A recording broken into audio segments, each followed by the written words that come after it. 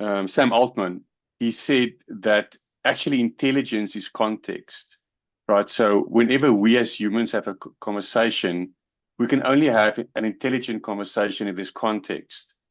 If there's no context, it's just misunderstanding, and we talk past each other. So intelligence is context, and context is really stored as memory in some kind of database.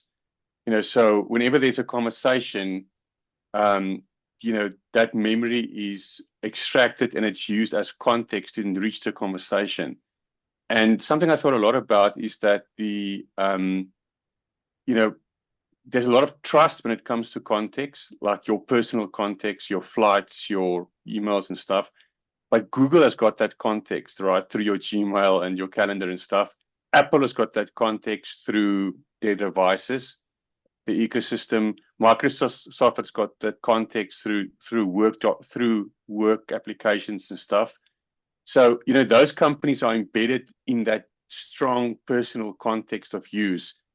And when I realized that OpenClaw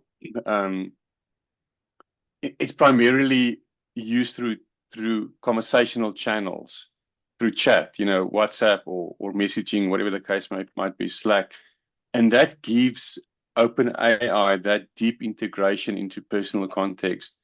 It's going to be tricky to leverage it, but it gives them that avenue into that deep personal context, which I think many of the other competitors are trying to achieve. I don't know how Grok will achieve that or Anthropic will, but it's definitely a way for them to do that